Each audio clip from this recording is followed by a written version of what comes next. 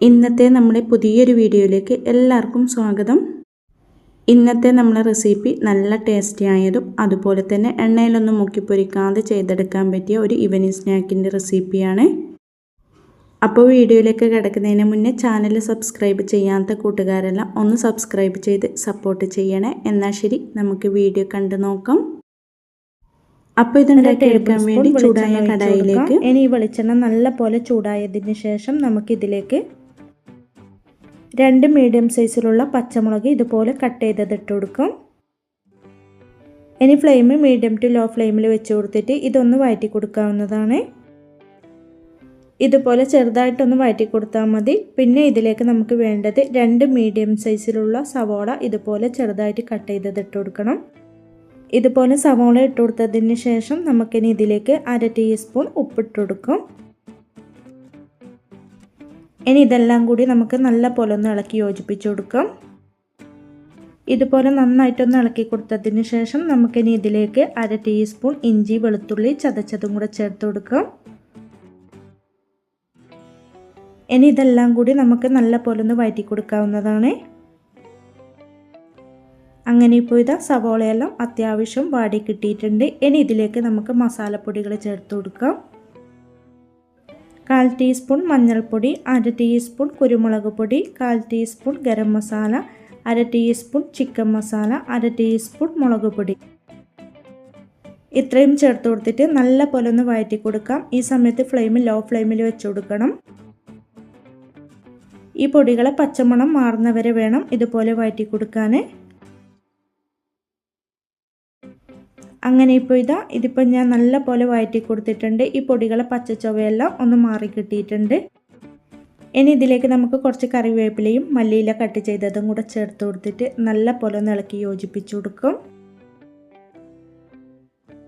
ഇതിപ്പോൾ ഞാനിവിടെ നല്ല പോലെ ഒന്ന് ഇളക്കി യോജിപ്പിച്ച് കൊടുത്തിട്ടുണ്ട്. ഇനി ഫ്ലെയിം അങ്ങ് ഓഫാക്കി കൊടുക്കാവുന്നതാണ്.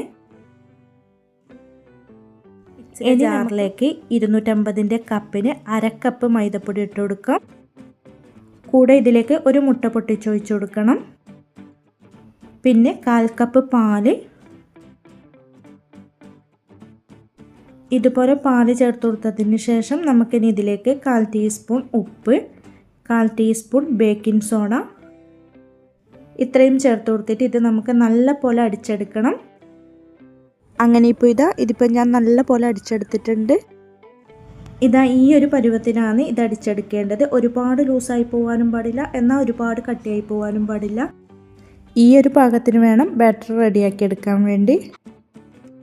ഇനിയിപ്പോൾ ഇതുപോലെ ഒരു സോസ് പാൻ എടുത്തിട്ടുണ്ട്. ഇനി ഇത് സ്റ്റൗവിലേക്ക് അങ്ങ് വെച്ച് കൊടുക്കാം. ഇനി ഇത് നന്നായിട്ടൊന്ന് ചൂടായി വന്നതിന് ശേഷം നമുക്കിതിലേക്ക് 1 ടീസ്പൂൺ നെയ്യ് ചേർത്ത് കൊടുക്കുന്നുണ്ട്. ഇനി ഈ നെയ്യ് ഈ സോസ് പാൻ്റെ എല്ലായിടത്തേക്കും ഇതുപോലെ ഒന്ന് സ്പ്രെഡാക്കി കൊടുക്കണം. അങ്ങനെ ഇപ്പോൾ ഈ സോസ് പാൻ്റെ എല്ലായിടത്തേക്കും ഞാൻ നെയ്യ് ഇതുപോലെ ഒന്ന് സ്പ്രെഡാക്കി കൊടുത്തിട്ടുണ്ട്. ഇനി ഇതിലേക്ക് നമ്മൾ നേരത്തെ അടിച്ച് മാറ്റി വെച്ച ബാറ്റർ അങ്ങ് ഒഴിച്ചു കൊടുക്കാം. ഈ ബാറ്റർ ഫുള്ളായിട്ടും അങ്ങ് ഒഴിച്ചു കൊടുക്കാവുന്നതാണ്. ഈ സമയത്തെല്ലാം ഫ്ലെയിം ലോ ഫ്ലെയിമിൽ വെച്ച് കൊടുത്തിട്ട് വേണം ചെയ്തെടുക്കാൻ വേണ്ടി. ഇതുപോലെ ബാറ്റർ ഒഴിച്ചു കൊടുത്തതിന് ശേഷം ഇനി നമ്മൾ നേരത്തെ റെഡിയാക്കി മാറ്റി വെച്ച മസാല ഇതുപോലെ ഇതിൻ്റെ മുകളിൽ വിതറി അങ്ങ് ഇട്ട് കൊടുക്കണം. മുഴുവനായിട്ടും ഇതുപോലെ അങ്ങ് ഇട്ട് കൊടുക്കാം. മസാല ഇതുപോലെ ഇതിൻ്റെ എല്ലാ ഭാഗത്തേക്കും ഇട്ട് കൊടുക്കണം.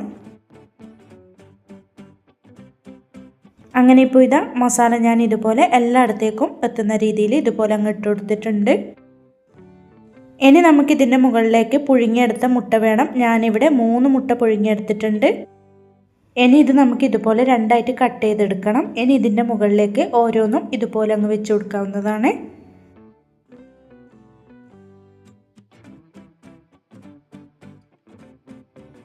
മുട്ട നമ്മൾ ഇതുപോലെ വെച്ച് കൊടുക്കുന്ന സമയത്ത് ഒന്ന് പ്രസ് ചെയ്ത് കൊടുക്കണം.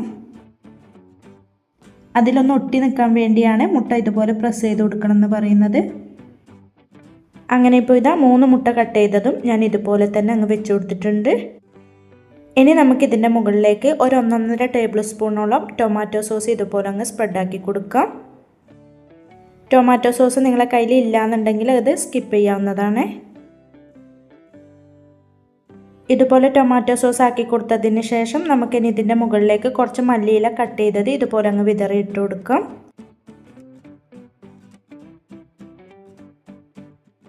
ഇതുപോലെ മല്ലിയിലയും കൂടി ഇട്ട് കൊടുത്തിട്ട് ഇനി ഇത് നമുക്ക് ലോ ഫ്ലെയിമിൽ അടച്ചു വെച്ചിട്ട് അടിയിലൊരു പഴയ പാൻ വെച്ചിട്ട് വേവിച്ചെടുക്കാം. അങ്ങനെ ഇതിപ്പം ഞാൻ ഇവിടെ വെച്ചിട്ട് 10 മിനിറ്റ് ആയിട്ടുണ്ട്. അപ്പോഴത്തേനും എനിക്കിവിടെ റെഡിയായി കിട്ടിയിട്ടുണ്ട്. ഇനി ഇത് നമുക്ക് മറിച്ചിട്ടിട്ടും ഒന്ന് ചെറുതായിട്ട് മൊരിപ്പിച്ചെടുക്കാം. അതിനുവേണ്ടി ഇതാ ഒരു പാൻ സ്റ്റൗവിലേക്ക് വെച്ച് കൊടുത്തിട്ടുണ്ട്. ഇനി ഇത് ചൂടായി വരുമ്പോൾ ഇതിലേക്ക് അല്പം നെയ്യൊന്ന് സ്പ്രെഡാക്കി കൊടുക്കാം. ഇനി ഇതിലേക്ക് നമുക്ക് ഇതുപോലെ ഒന്ന് മറിച്ചിട്ട് കൊടുക്കാവുന്നതാണ്. ലോ ഫ്ലെയിമിൽ വെച്ചിട്ട് നമുക്ക് ഇതുപോലെ ചെറുതായിട്ടൊന്ന് മൊരിപ്പിച്ചെടുത്താൽ മതി. അങ്ങനെ ഇതാ ഇതിപ്പം ഇവിടെ റെഡിയായി കിട്ടിയിട്ടുണ്ട്.